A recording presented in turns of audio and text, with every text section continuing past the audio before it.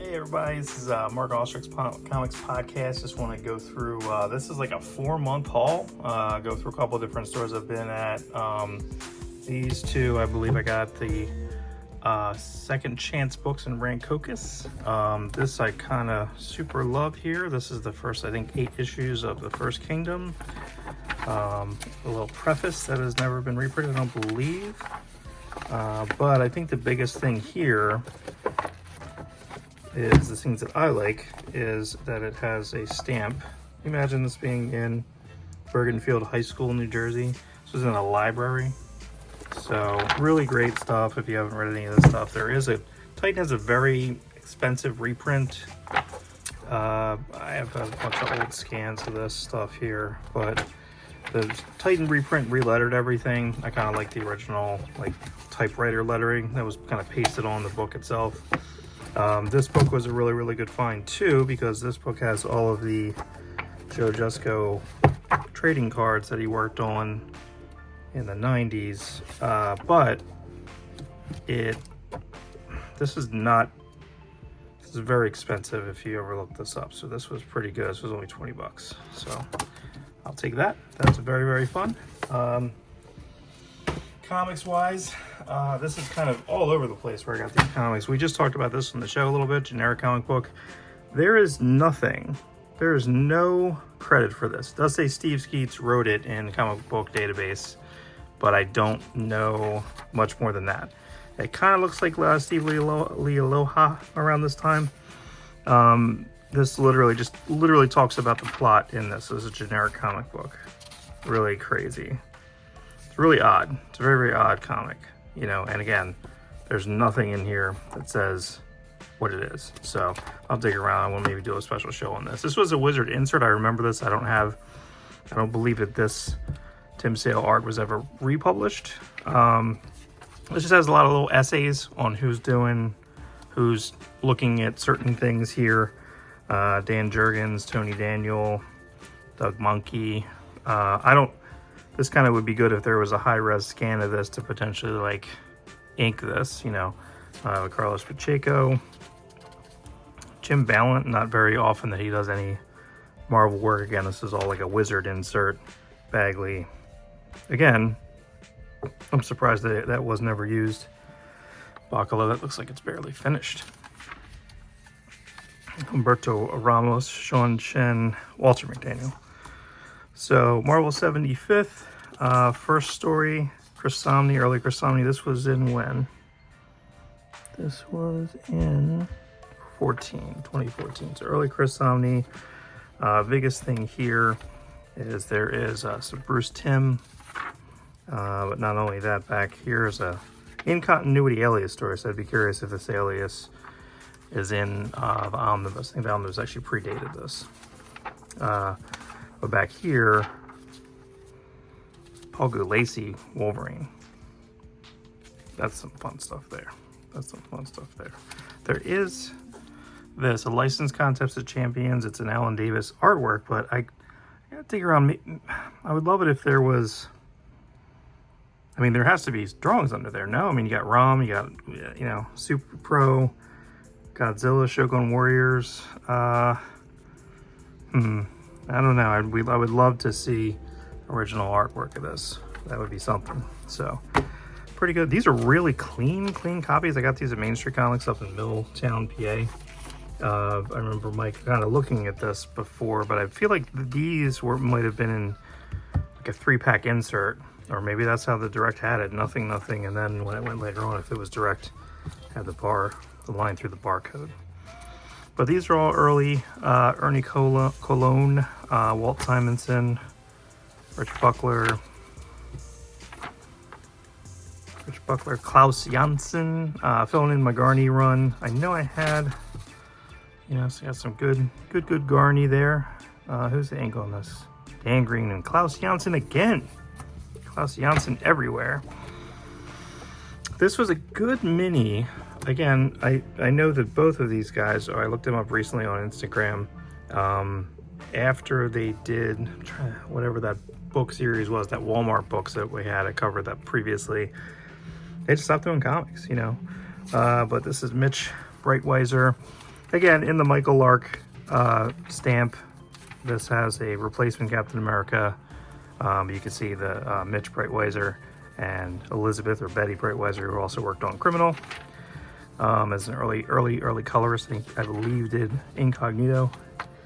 Dino Riders. I don't love that it's a newsstand, but I've never seen this comic, and I do know that I believe Walter Hackett had one of these. He took a picture of it at the Bill Bede store at Frankenstein Comics.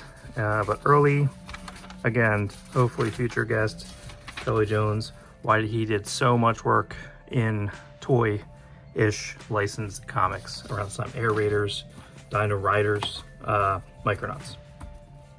Really beat up copy of Astonishing Tales. I will take it. Dan Adkins art. Good color, you know, so interior, no problem. Got swanky Kazar there. Very nice. This smells like it smells from here. Again, I'll take an Eternals for $1. Yes, please. Pretty good coloring on that. Not too bad. Not too bad. Really gross copy of What If 6, which is actually, again, other Jim Craig. But there's a lot of really fun stuff in this. Rob talked about this recently in an episode, but look at some of this. This cover's kind of falling off of this here. This is a great one. That's a great one.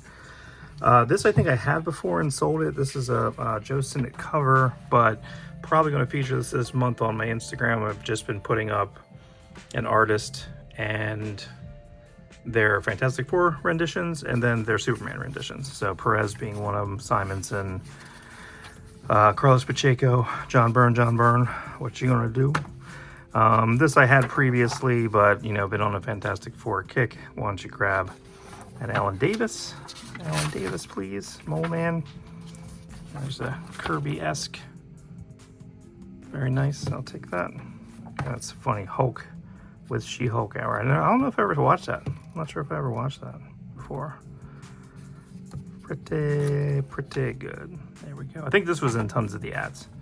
Their return. This is right after the Jim Lee thing. The Jim Lee Dunzo. A little more Fantastic Four again on the mind. Again, had this before. 9 cents, the comic world's cheapest comic magazine. This was either the beginning or part of a reboot of this. I don't remember if this is their first or not. I don't know. I don't remember. Some more Pacheco. This is very good. This is second Pacheco on Fantastic Four. This book here, Heroes and Legends. This has a bunch of stuff in here. So these were kind of I don't know if they're inventory stories or just calling these people up. This has pencils by Sal, Dick Ayers, Steve Ditko, Gil Kane. So, and it was written by mainly an editor, James Felder. So I can't really tell who's doing what in this for the moment. You can tell that's a Ditko. You can kind of tell, but I don't really know. I don't really know what's going on here. But one of those things is kind of like in a drawer, potentially. Not exactly sure. Heroes and Legends. 1997. This I got just because there was a lot of Mike Grell stuff around. Mike Grell actually did a couple issues. He wrote it first, and then actually did a couple issues. I don't love the coloring in this. What is this? Avalon Studios. It's a little too pale, you know? It's a little too pale. But again, it's a late Mike Grell. I'll take it. We'll take that. I have an issue. I don't have this from my Kyle Hott's collection. Eric Powell inks. Those early Eric Powell inks, pre the Goon. Goon may have not even been around this time. World War Hulks. This is Hulk 23, but a lot of people work on this. Mainly you got your Tim Sale. Again, I don't think that this stuff is reprinted. You know, I don't think that this stuff gets reprinted. So these little one-offs, you know, if you have this, like, which is basically a Hulk Gray story, you have 2 or 3 pages which can kind of be pulled out, put into some type of collection for Hulk Gray. Maybe it is. Maybe it is. Here's your Dale Keown.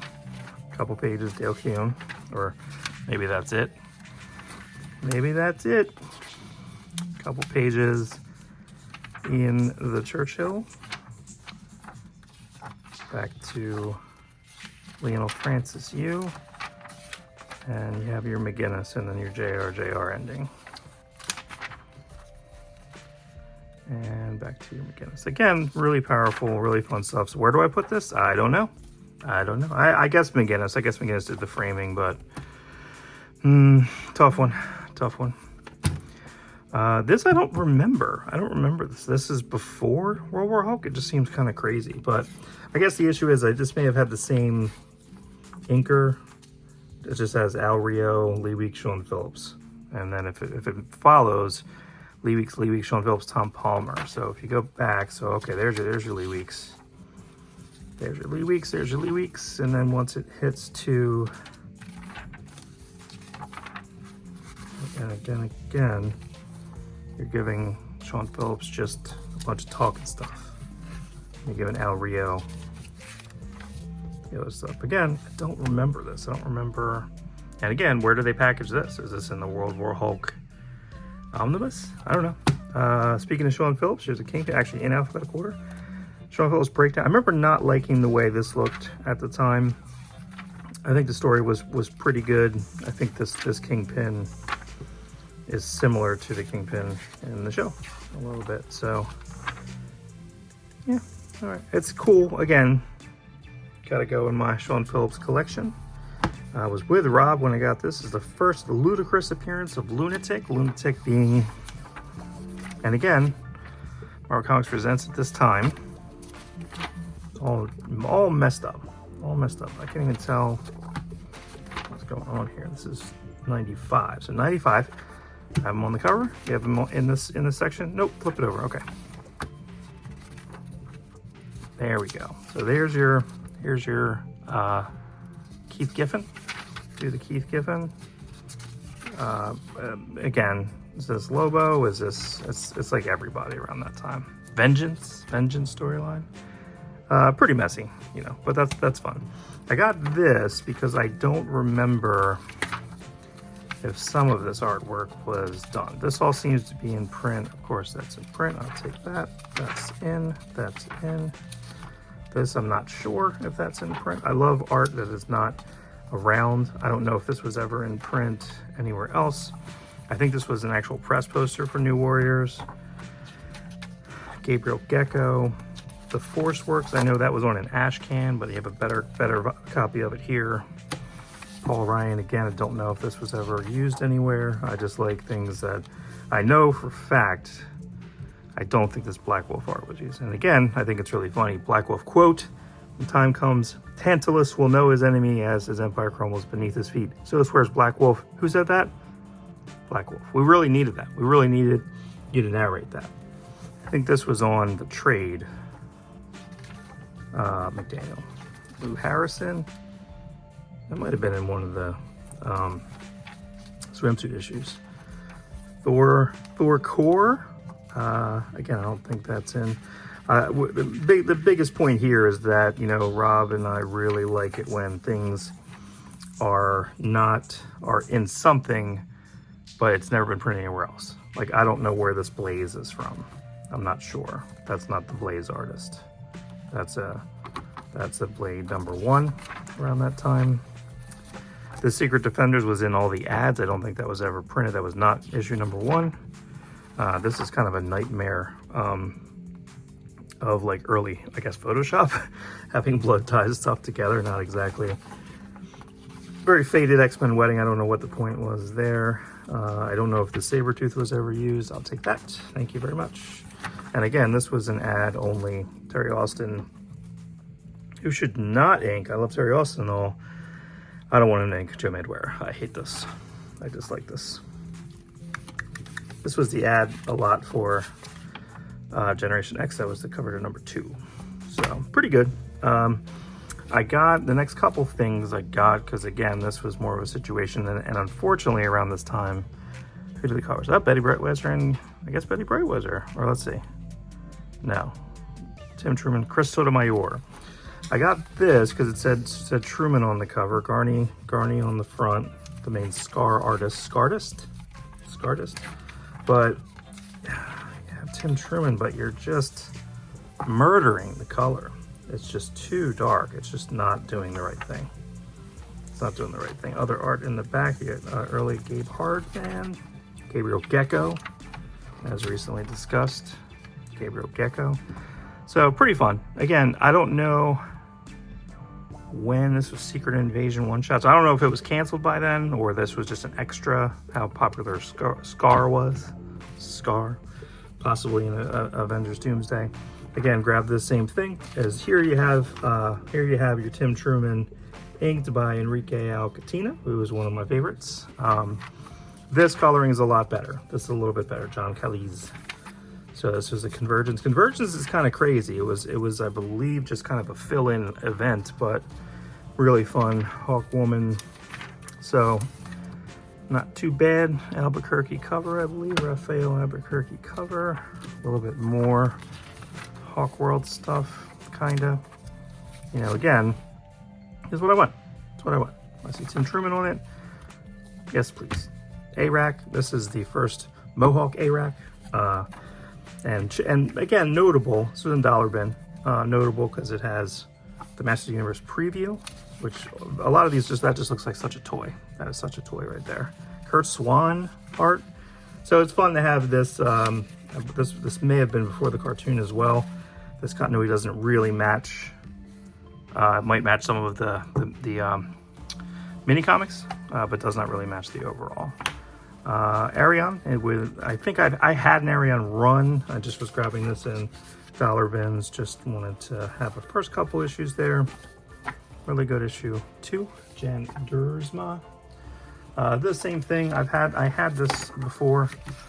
3-issue series. I just kind of love that that stickers on there on all 3, right around the same spot.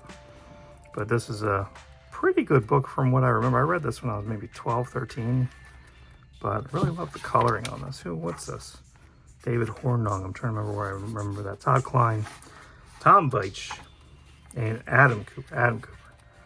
So, very good. This was 1991.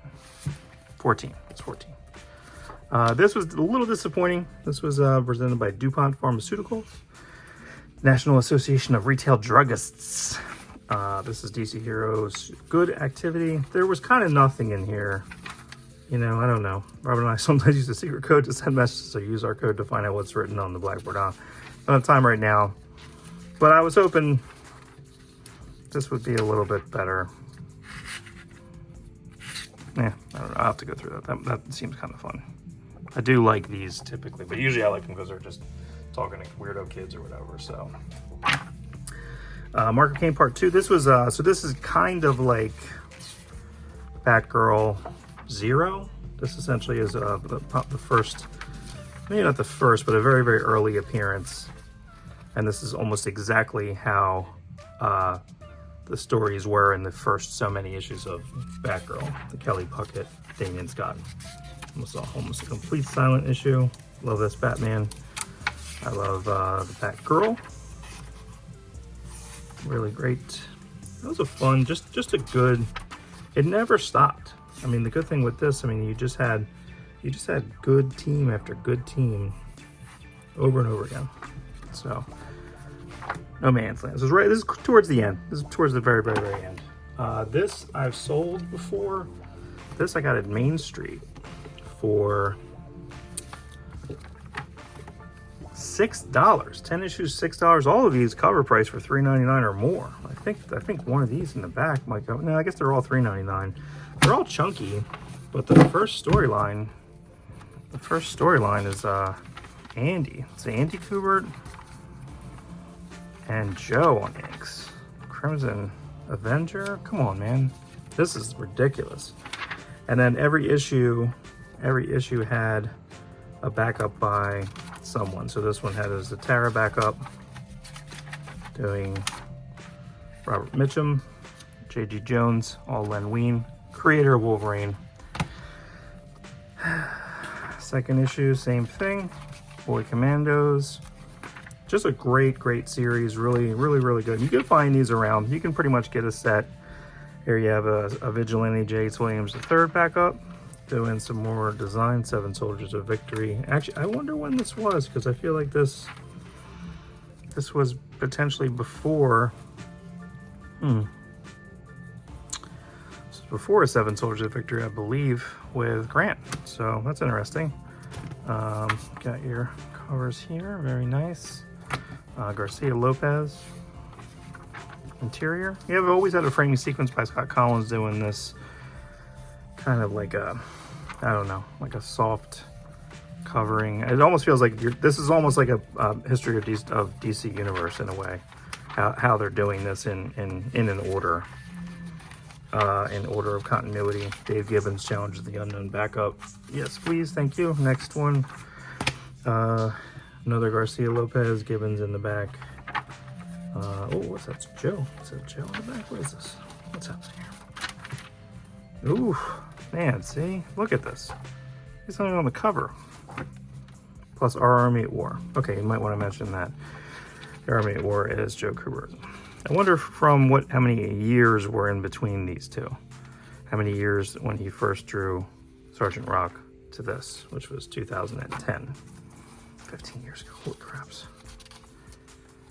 This is near faction post faction Sarajevo, but closer to that than anything else. This Crisis series, I believe. Let's see what else is lined up here. There we go. This Crisis series, I believe Rob talked about this before, where this could literally kind of drop in where Crisis is. This has a Strange Adventures, so here you have Perez Interiors. Very dense.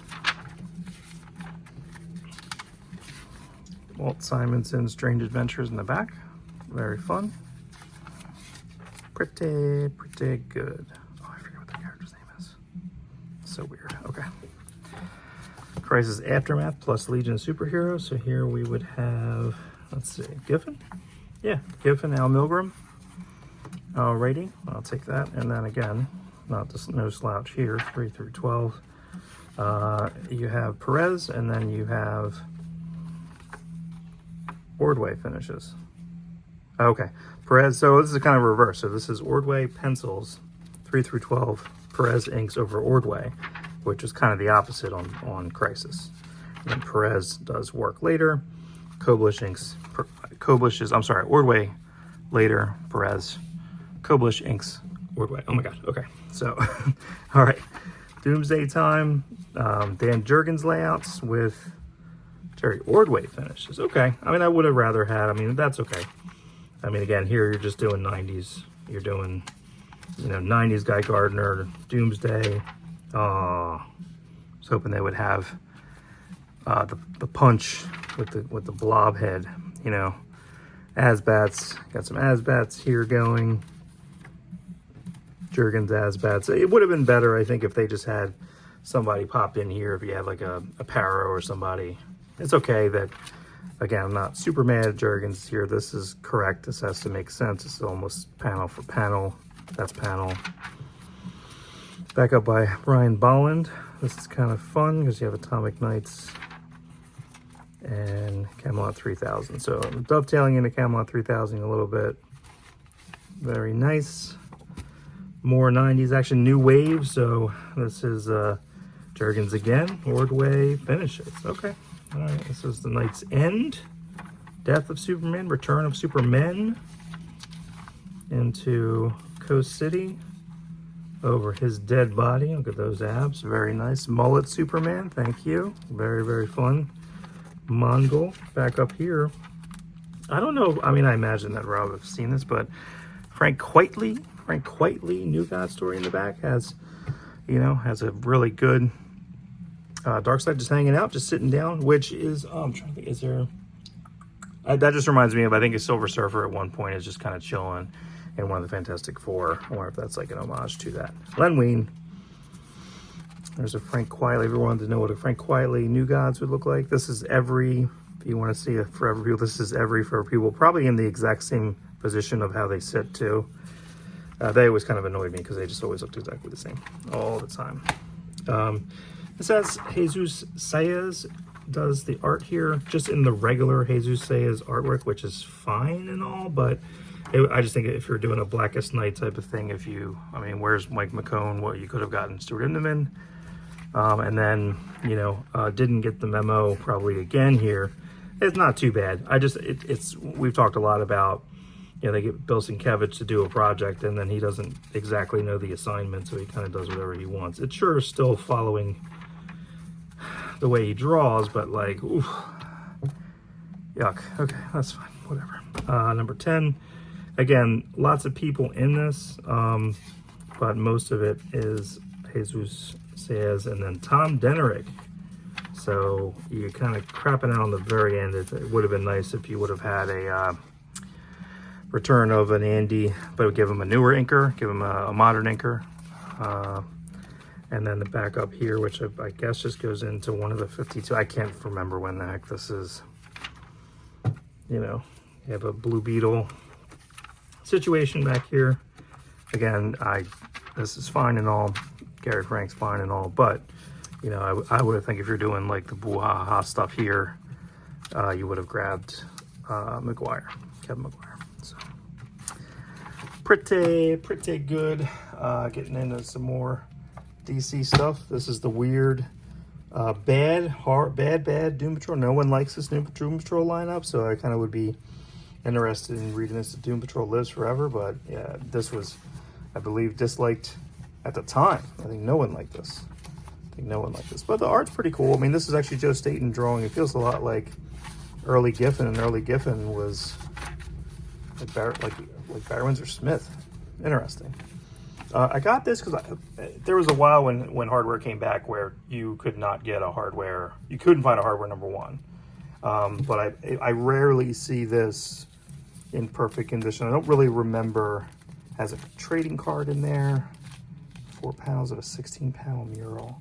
So it'd be hard to find kind of the rest of them, I think. I had all these when they came out. Blood Syndicate, Icon. Icon is the oldest DC character, according to New History Marvel Universe. But I remember really liking the way this looked inside. I like the coloring they had, what they did in that style. So again, first milestone. I think this is the first milestone book all around. But really clean copy of this, like really clean. Main Street Comics $1. Get a McFarlane, and most of these are Tony DiZuniga kind of taking over Steve Montano, a lot of McFarlane style, so all the faces are a little too over-rendered, a little too friendly, you know.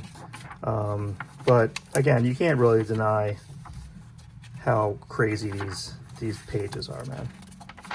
These pages. So yeah, if you ever see a McFarlane, you know, I mean, again, the longer time goes, he's not coming back to draw comics. So you can just look at what he did. He only did maybe 30 issues of Spawn, maybe.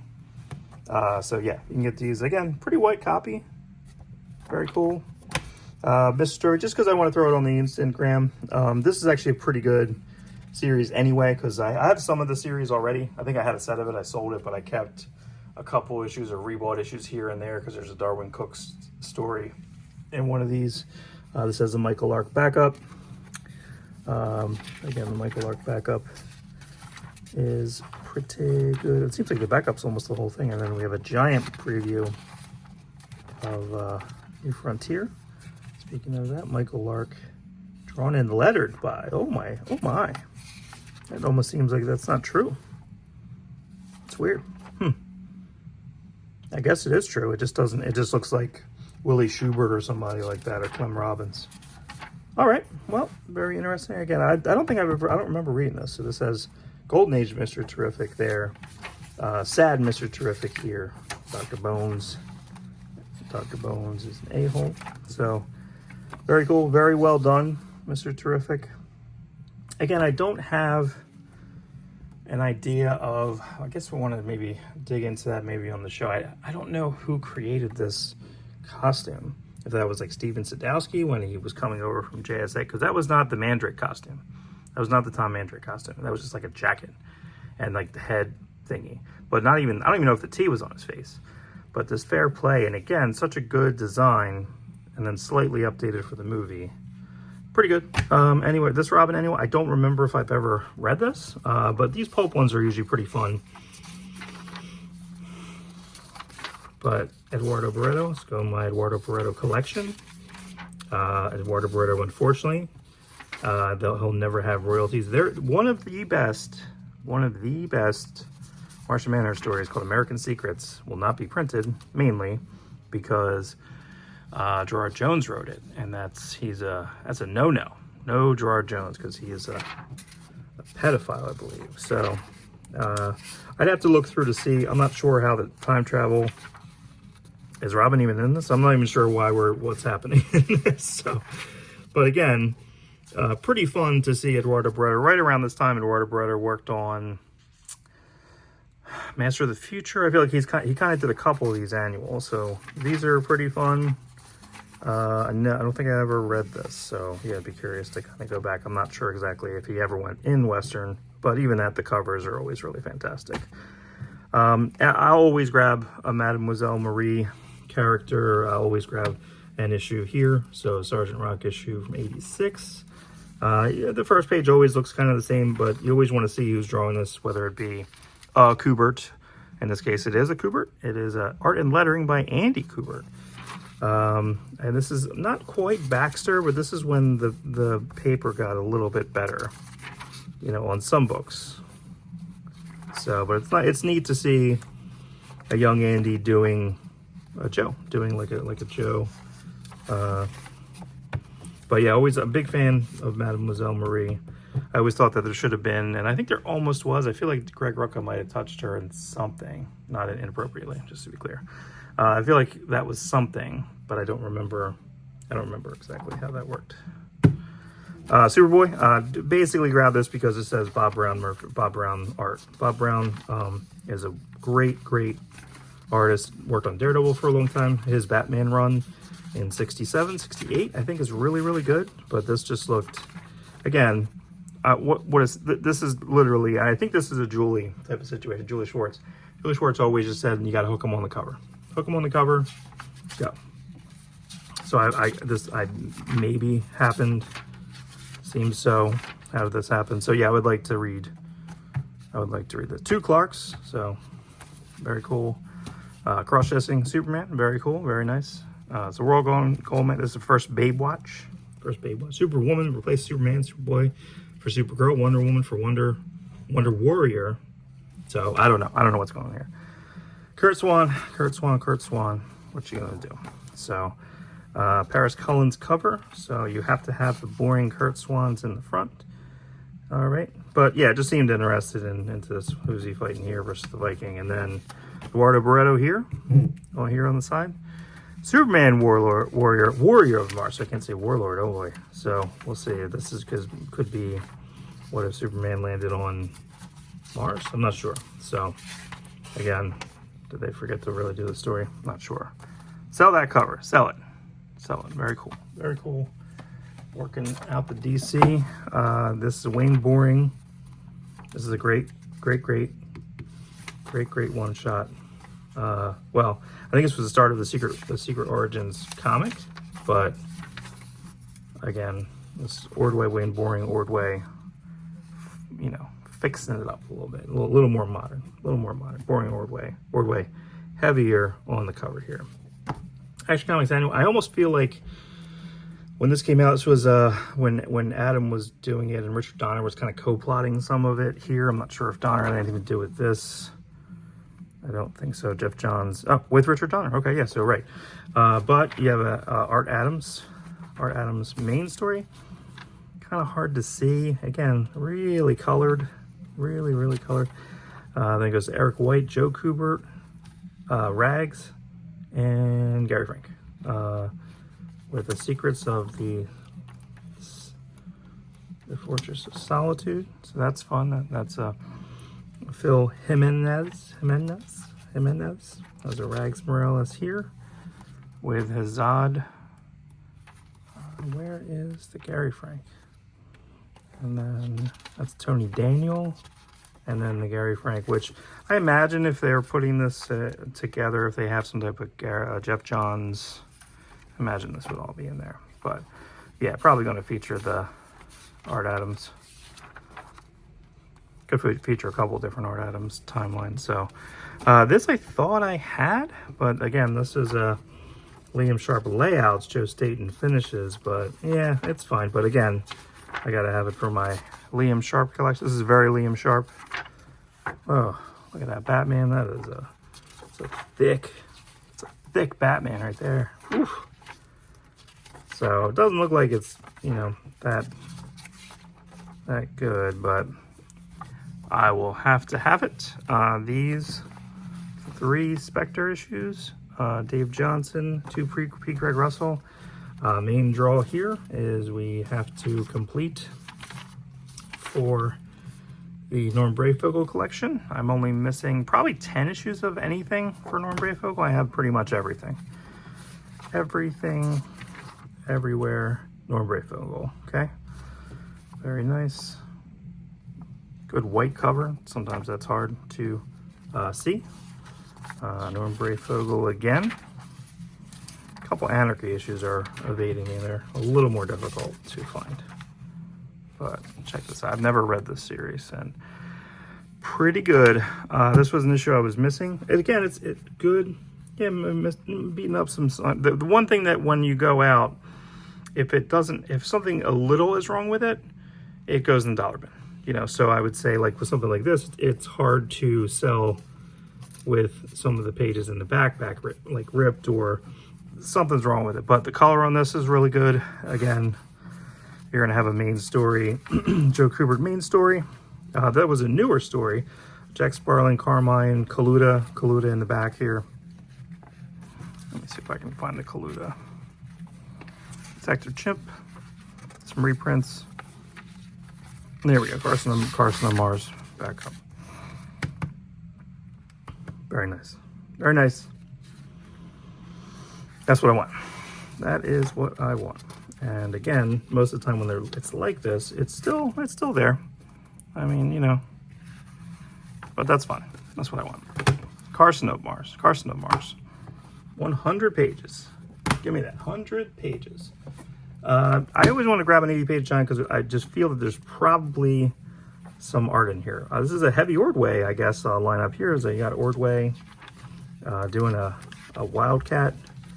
I don't know. I know that some of the middles of this, I don't know if I'm missing some people in here.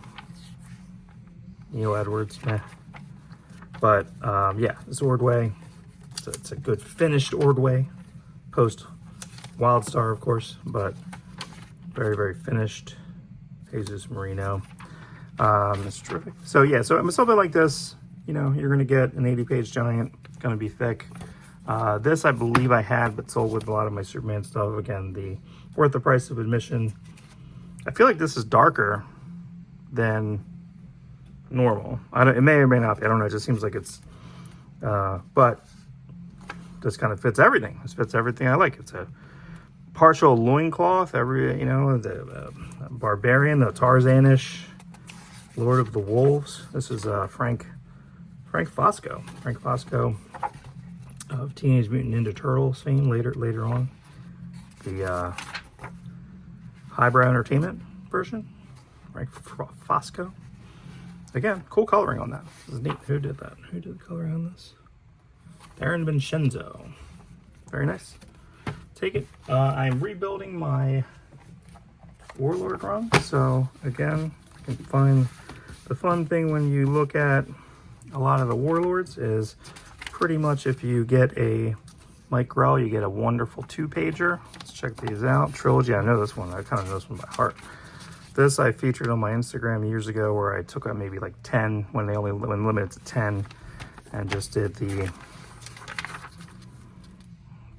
double spread splashes. And then I think after a while he did some horizontals. Let's see if we get any horizontals here. Look at this. Look at this. Just a formula, and it lasted a formula for all 100 and some issues. He was on, I believe, there we go, got some horizontal. He was on at least the first 50 to 60. And then on the cover artist for a long, he did his own annual. You have Bob Lewis. It was mainly Vinnie Coletta inks on this for the most part. for the most part. Look at that. Come on, man. Come on. Come on. I know they're, we'll see how they recolor this. They already put some of them on the DC app. I don't know, you know. I feel like this is like the same. Isn't there a Daredevil cover like exactly like that? I wonder when this was in 80, so I wonder if the Daredevil was after that. Mike Grow. What you gonna do? Look at this. Come on. Come on. Still Vinny Coletta? Oh yeah. So this is really fun. And if you can find, there's a Countdown OMAC special. If you see that out there in the world, definitely pick that up because that Countdown OMAC special has some Kirby in there. However, it has this entire OMAC story. So let's first look at the double spread. Very nice. Todd Klein lettering. But here you have Jim Starlin OMAC. Okay. Let me see. Where's the? Oh, here we go. Sorry. Let me find one of my favorite OMAC drawings. Right here it is. Yeah, look at that. Yeah, there you go. This is all Jim Starlin first issue, and then I believe Romeo Tangal did the finishes later. It wasn't quite as good. Not quite. Still good, but not quite as good. But if you can find that Countdown reprint, it's really bright. It's really bright. Again, this is old newsprint. This is as good as you're going to get these old books. Last couple, DC again. Grell, Vinny, Grell, horizontal, Bob Smith. There we go. Bob Smith was the other, slightly different. Again, this is the first A-Rack as well. So you have just a comic just plopped in the middle. First A-Rack right there. Ernie, Roy and Ernie. So another Indian Conan. Very nice. I have a lot of A-Rack as well, good amount. This I grabbed while I was with Rob, actually at, I don't know if it's newsstand. I used to have a direct on this one. But this is important. This was a kind of sought after book for a bit because this was the first, one of the first very, very early Liefeld. This probably was before Hawk and Dove.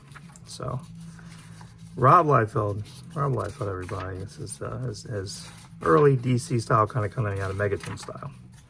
Megaton, Jeff Albrecht, Will Bios. Let's see. Yeah, okay.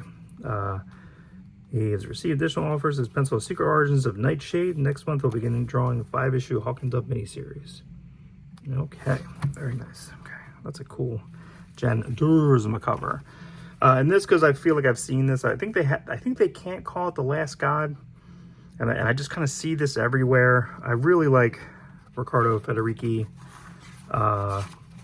So I think I might be able to get this whole set for $1. So that's the goal. Look at that. Whew. Almost loincloth. Almost a loincloth. Okay, here we go. Atlas. And this is some indie stuff. Atlas. Here we got Pat Broderick, early Pat Broderick, Larry Hama script, Planet of the Vampires. I'm not sure if there's a number 2 on this guy. That's if you see any Atlas, you might as well grab it. Most of them are going to be number 1s because it didn't really last super long. Drawing Your Nightmares. This was them kind of introducing some horror concepts. This is the first, I believe, Criminal Macabre, Cal McDonald stuff in here. Ben Templesmith. That's the first Steve Niles kind of character past 30 Days of Night. There's a fun Ben Templesmith. Corpus Monstrum, BPRD, Criminal Macabre, Hellboy, Devil's Footprints, Blackburn Covenant, The Goon. I don't remember what these guys, some of them are. Early Goon here. I'm not sure if that's your first Goon, but part of it, I just didn't know if I saw this, but Sean Phillips, baby. Brett Matthews, Sean Phillips. One-off, 3-color-ish. Very cool. Yes, thank you. $1. This, I'm sure, has a ton of, like, this is like a Wikipedia article. Holy craps. There's a lot of words. I wrote them all. Yeah, so there's going to be a lot of revisionist history, a lot of generalization. See, I like it. Let me see. Yeah, they always had him with hair. You gotta have him bald in the beginning. Bald in the beginning. So I don't know how accurate this is. This looks kind of, you know, we'll see. $1. Legacy. This is Tom Morgerson. Majestic. Majestic, if you remember, if you lived in the Philadelphia area, they had a big push at a Philadelphia Comic-Con. But good Tom Morgenstern, walk Paul Mounts.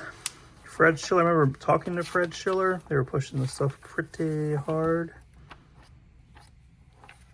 It's interesting. It's a launch, you know. Feels like it's a double cover. It is not. So, and then the glow in the dark is just this face here. It's a little weird. Ash, this is Robinson came on to help script and story. Oh my gosh. But this is kind of when I feel like either Daryl was about to start. I don't think this ever finished. And this is a little rushed.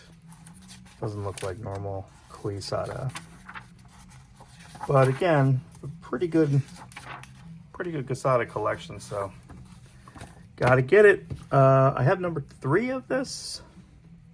Covenants. Matt Horak.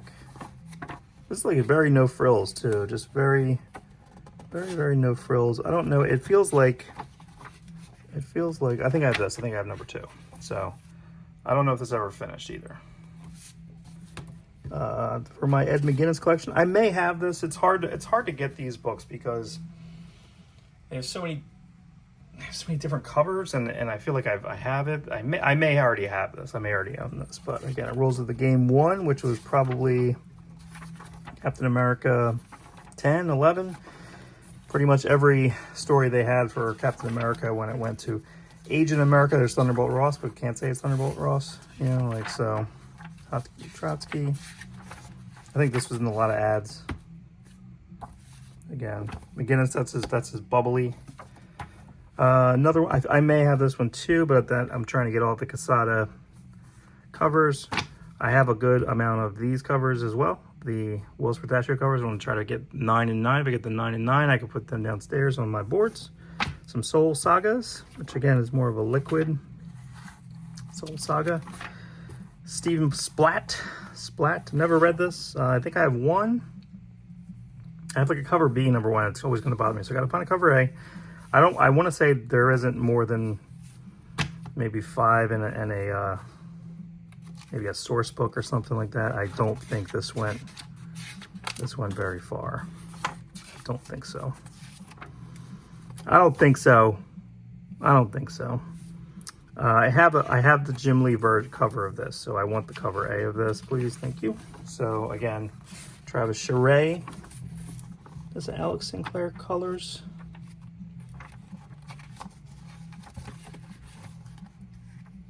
Wildstorm FX computer colors. Yeah, I believe I own this, but I have this cover, which doesn't match the contents. So gotta get this cover.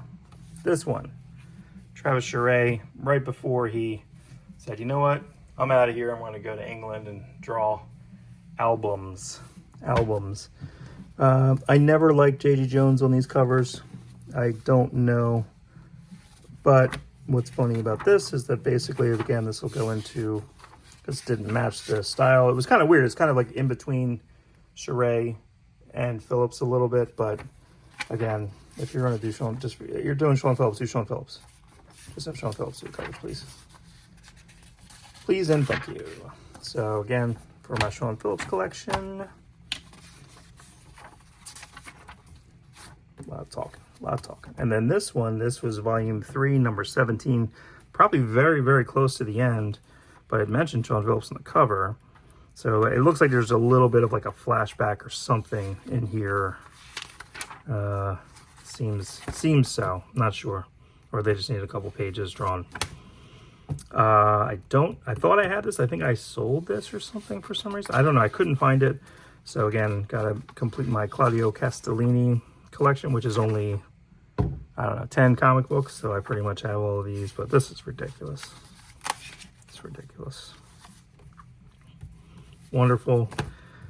This I kind of knew existed. I texted Rob about it and he sent me a link. He had a lot of pictures of this. So, editor-in-chief Mike Grell. Mike Grell was an Atlas. In the Atlas, this was what, 2011. You got two things going on here. You got Wolf and Ironjaw. So that's a lot. But that's fun. I mean, Nat Jones, so this is Steve Niles. Nat Jones. Nat Jones was kind of like a Bisley-ish type of thingy. So that's fun. You know, again, everything's $1. This is funny. Got a little Scioli here. This was a Scioli fill-in. We just talked about this. I'll go link to the Tom Scioli interview. This was before Godland or maybe during Godland. And then this I ordered, and I got this for $1 online, but I had to pay for shipping. There is a Dr. Orion, Tom Scioli. This is literally, I don't know, this was a mail away. Untold Tales of Chex Quest Anthology. Free. I don't know, there's a video game maybe down on Steam. There's a lot of people that worked on this. Okay, Jersey Gods, a pretty good, you know, but this was a situation where it was in $3, but I think it was $3 each, 3 for $5 at the Columbus, New Jersey farmers market. So $3 each, 3 for $5.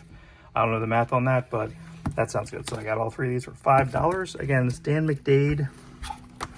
So again, shouldn't meet everything. Rob remembers it a little bit. Felt like it was a little boring, but you know, again, had a lot of good guest artists on covers. Had a lot of good variant covers. Dan McDade did the artwork, so that's pretty fun. This might be a good little read, but there's a lot of extras in it, so not bad for $5. 1, 2, 3. Got this, I believe these two were $3 at the comic book store in Glassboro. So $3, good. $3. Let me go back here real fast. I'm sorry, hold on. There we go. Ernie Chua, almost close, but no cigar. Close. That's great. Okay. Look at that. There we go. Dan Atkins. I feel like Dan Atkins was in a couple things today. Very nice. Great cover. Great. I think that's probably a Gil Kane with a heavy finish in Ernie Chua. Ernie Chua. Manitor. Look at that guy. Holy mackerel. King Conan. Well, no, King Conan. Ernie Chan. Ernie Chua.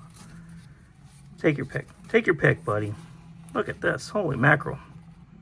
I feel like they've been doing a bit more of that. I'm not sure if he was always a Manitor or he was a magic change monster, changeling. I'm not sure. Never read this one. I'll take it. Annual 4. Very nice. Conan the King 22, filling in my run. All that for $1. They're really bad with credits on this. I feel like the credits are at the very end, but usually the back end of this is this. Yes, so Marc Silvestri, young Conan. Look at this. Beautiful.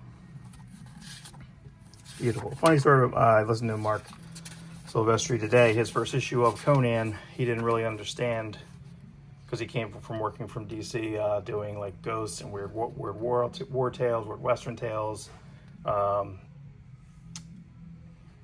They were full script at DC, so his first Marvel work, he did a Conan issue. And they sent it, and it was 22 pages, and they gave him, but he couldn't fit it all, so he gave him 24 pages. And apparently the last couple pages, they just took apart and then glued them together. So when he saw it in print, he's like, okay, thanks. You know, so yeah, you can't mail them 24 pages. So this I had a lot when I was a kid, and I feel like I drew, I had a lot when I was a kid. I had a Wolverine Battle Conan the Barbarian. I feel like this right here, I believe I almost traced this. But I like that posing. And it was really hard to get the foreshortening this way. That was pretty difficult. Yeah, Gary Kwapitz, which he is a Conan artist. I feel like Gary Kwapitz, when I look at this, I feel like he did draw Wolverine in some Marvel Comics Presents stuff later. Because that Wolverine almost looks like a Danny DeVito Wolverine, like a little squat Wolverine. Oh, I hate you, fucking bonk. I hate it. Hate it. But pretty cool. I mean, it does a good job differentiating between the two, but just a little too cartoony on this Wolverine. I don't like it. Don't like it. This is for my P. Craig Russell collection. Again, this is his adaptation. It's all the P. Craig Russell bells and whistles. It's the Lovern Korczynski. This is a pretty famous story. I think this story was actually adapted already inside of Conan or Savage Sword. This little magnolia here. Very nice. Conan 1, this was a $3 bin, first print. Roberto De La Torre. Again, I was just reading these digitally, but you know, I eventually want to just have like a complete Conan and sort of buying these in physical. But this new Conan run, just can't go wrong. Grab a trade. They don't have deluxe hardcovers for this yet. I don't know if Titan's going to do that, but their trades are okay. They're like $17.99 for like 5 issues. I think that's a little much, but I just, you know, again, I feel like retail's crap. You never pay retail. You can go on Amazon and get it for something or other. A lot of variants for number 1 there. A lot of variants. And I want to say that the cover to number 1, you can see his full boots. So I don't know what's going on there. And I feel like even in the trades, they don't give you all the covers in the trades. So, but I like that. I would eventually maybe try to find that one. Find the Patch Searcher homage to Conan number 1. Tough one. Same thing here. Read all these digitally. Gotta get my Conans. There's a Mahmoud Asrar. Great team on this. It just didn't get the right momentum after Aaron left, and apparently Robert E. Howard Estate thought that as well, and just pulled it. They said, yeah, you're not paying enough attention to it. We're going to take this back, and they gave it to Titan. So wonderful. The next so many here are a combination of I think at least 2 trips. This handful here was from Nukem Comics in oh my god, Plains. I can't think of where that is right now, but it's across the way from New Hope. Phantasm Comics is the main one. Greg the Ghoul owns that. He was there. He was kind of shifting stuff in and out. Before he left, I said, hey, I got a big stack of Conan. What do you want for me? He's like, well, how many are you buying? I said, depends on how many depends on how many, what price you give me. So he gives me a big stack, looks at it and goes, and then when he looked through, he's like, shoot, hey, there was a 4 in there, you know, like a nice 4 too, like a nice full spine 4. But this was a ridiculous. This one is kind of a big deal. You know, I don't know. Oops, sorry. I don't know exactly how this wasn't like pulled aside, you know. So this is a full in color. Doesn't say who colored it, but this is a full, I think, first color magazine Conan, I should say, before they did the graphic novels. But a good Johnny Boo, like just a really solid issue. This has been printed a bunch of times. I feel like when they print this, it doesn't look like this.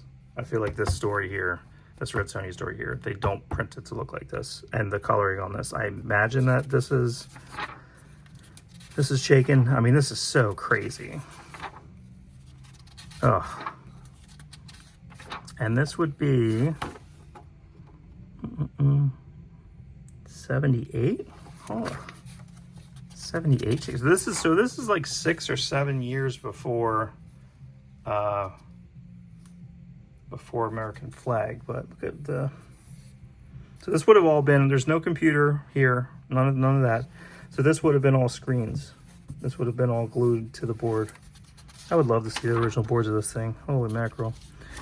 Yeah, really fun. On sale every month. It's a Frank Thorne-ish time. And I guess on that, I guess this was the, I think the pilot, they did a magazine of that, and when they did the comic Battlestar Galactica, that was not a reprint of that. So, word to the wise, if you find a Battlestar Galactica issue, buy that, because that is technically different. A couple Savage Tales, I got these for $3 a piece. These were at a different vendor at Conan Columbus Farmers Market. And so got some Kazar in here. Really good covers. Shine of the She-Devil backup. Johnny Boo. Let me see if I can see who maybe drew this guy here. Steve Gann. Steve Gann, who drew some Star-Lord around this time as well. Doug Mensch, so that's Star-Lord team right there. Again, really early. So there's a Johnny Boo Alfredo. Pretty famous issue here. Really rendered, very heavily rendered. And then this jumps around quite a bit. These are pretty good white. Johnny Boo Tony. Johnny Boo. Let's see, nice. Again, really nice cover. Maybe never read. I don't know. Ooh, look at this. Ooh. What's this? It's Ernie Chan. And if I want to rip apart my comic, I don't think I will, but if I wanted to, you know. If I wanted to, Johnny Boo, pencils, Rudy, New Jersey zone or somewhere. I think he's New Jersey. Rudy Nebres, just met him recently. Got a 114, a little bit of folding here. What do we got there? Let's see here. Looks like a Rudy as well. Yep. Oh, this is full Rudy. Larry Yakata, which I believe is Larry Hama. Full Rudy, everybody. Well, if I ever see Rudy again, I'll have him sign this. But give me the full Rudy, please. Sounds dirty. Ernie Chan painted cover. Nice blue on this. Again, that's a good looking copy right there. Doesn't feel, maybe read once. Maybe once. Drew this. Ernie Chan. Again, all these are just wonderful, and then I'm really going to have a good time when it's going to be time to see them in color. See how they're going to do this. You know, how you doing this? And again, here we go. More Rudy. Rudy. I don't like this cover. Nice boobies. It's a Michael Golden cover, but it feels like it's not done. Not done, everybody. Gary Quappis. We just talked about Gary Quappis. Gary Quappis finishes. Or I'm sorry. Breakdowns. So breakdowns, Gary Quappis did the Wolverine. What if Conan met Wolverine? Ernie Chan back cover. Very nice. Earl Norham. Same thing here. Gary Quappis. Charles Dixon, everybody. 167. What do we got here? Mike Dougherty, Ernie Chan. Mikey Doc did a lot of the back end. Johnny Boo and Mikey Doc. No, these aren't nicknames that anyone has named them. Now, if this was... Did they just go bi-weekly? Was that how popular Savage Store was at the time? They're like, let's just ship it twice a month. Isn't that crazy? Mid-December. What is it? Sweeps week? Mikey Doc Ernie Chan. All right. We'll take that. Oh, man, look at these. Whew. Man, oh man. What a good time. What a good time. Almost done. Almost done. I wanted this to be about 40 minutes. It's now an hour. Earl Norham cover. Dave Hoover. Oh, that's interesting. Dave Hoover, a 90s artist. A very good run of Cap, post Ron Lim. Let's see who did this. Dave Simons pinup. Steve Carr. Al Williamson. Thanks. Ooh, Solomon Kane backup. Very nice. Fred Carrillo cover. Some screens. 172. 172. Mikey Doc. Let me see. There's a King Cole in the back. Let me see who might be doing that. Who's doing that? Ooh, what's this? An Ernie Chan. Yeah, I think that's right. Ernie Chan portfolio. Oh, man. That's really fun. Look at these. Imagine. I wonder what his desk looked like. It's all inked up. Screens. Like, what does that look like? What does that look like?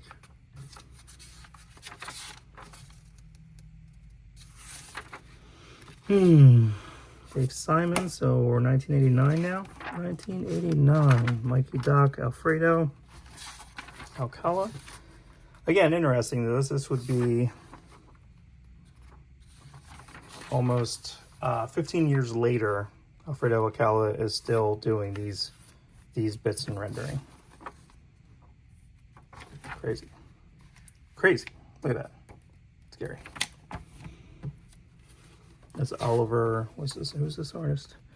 Ovi. I forget what his real name is, but that's a very, very fun cover. Around this time, it's hard to find, I guess, newsstands right around here. Pretty hard to find. Mikey Doc, Patrick Archibald, 44. I don't know if I know who that is. Armando Gill. Patrick Archibald. I don't know who this is. Anyway, ridiculous. Let's see. Almost done. Almost done. Here we go. 190. Part 1 of 4. Johnny Boo, Tony D. DR Cruz on the backup. All right. Again, same thing. 196. That's Ernie Chan. Yep, Ernie Chan. Look at that. Oh my God. There's a lot going on here, man. I think that's always been some of the funnest stuff when you see Johnny do a whole crowd work scene. I mean, that was really early in a lot of his books. That was when you had Krusty Bunkers inking, when you had Neil Adams doing some ghost inking. I guess not ghost inking, he owns the company there. Johnny's still doing it. 92. 92. Just crazy. Okay, 217. We're jumping around here. So this is where it gets interesting, okay? Because this is where we get Esteban, which I would say at this time in 94, it would have already done that Dracula series. I think that's about right. But right around here is you have kind of a sequel to Red Nails. It's a sequel to Red Nails. And this is kind of Raphael Kainan's tryout for Conan the Adventurer, which Titan's going to be doing a hardcover omnibus release soon. I want to see what that looks like, and I want to see what it looks like recolored, or how they're going to do that. But again, this looks a lot like Red Nails. Again, clearly Raphael Kainan drawing in a heavy style. Tennessee Fats, if you look up YouTuber Tennessee Fats, did a wonderful recap of Conan the Adventurer. It's like about a half hour long, just kind of going through. And what's funny when it comes to a lot of this stuff here is like, what's this here? I was so excited. Like, again, no one's going to be excited of like, I need Savage Sword of Conan 221, and there's a very specific reason. Rest in peace. But this issue, this is the Robert E. Brown issue. R-E-B, Robert Brown in the 90s, in the mid-90s, did a lot of work for Marvel Fanfare, Over the Edge, Spider-Man Clone Journal, Star Avengers Classified. But if you just kind of see the way this is laid out here, just a lot of crazy, and this could be a whole episode on its own. I mean, this was like 50 pages, you know. It's a shame he was like a grail guest for us. Like, I don't think anyone was clamoring for him. Maybe there is, you know. But again, when I saw this, I was like, oh, I knew this was out there. That's Malcolm Jones, I believe. So 35, this is Malcolm Jones, I believe. And then in the back, Mikey Doc, ER Cruz. So again, and I feel like there is also not here. Yeah, okay, so again, new monthly comic book coming soon. And then, so that would have been from here to there. Yeah, so this, again, like I said, Raphael Conan here, 217. Finished up that. Was almost his tryout for this. Two other quick pickups. These were $1. Again, $10 book, but this goes to basically a lot of the early, and it ranks the top 10, top 50 stories. Top 50 Bronze Age Conan favorites. I don't know if they're in order, because I mean, you're not going to put the Coming of Conan #1. It's almost like they're in order of importance, because let me look to see where they have the end. What do you have at the end? Brad Daniels at #1. I don't know. I don't know. I don't agree with the numbering. Savage 4 just got that, so pretty cool. That's nice. I'll take that. And then again, this cover is ridiculous. What's crazy about this cover? This cover was this Brian Bolland drawing is literally in like a Sergeant Rock like spring special, not as the cover. Not as the cover. So this is kind of expensive when you see this out in the wild, but I'll buy that for $1. So again, you have a lot of retrospectives on the Sergeant Rock, Billy Tucci.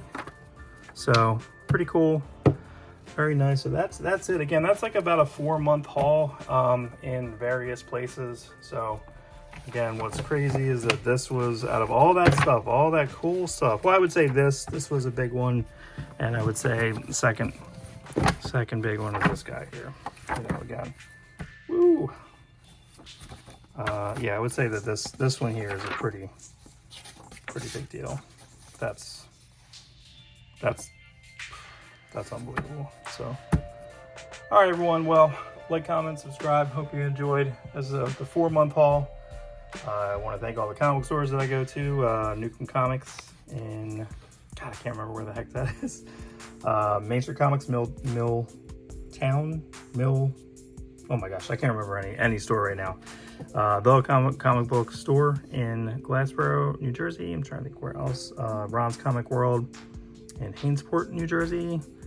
And I think that's it. Yeah, I think that was it. I don't think I have any NJ stuff here. No NJ Comics, so I'll kind of get back down there. So, all right, everyone, have a good one, and I'll see you real soon.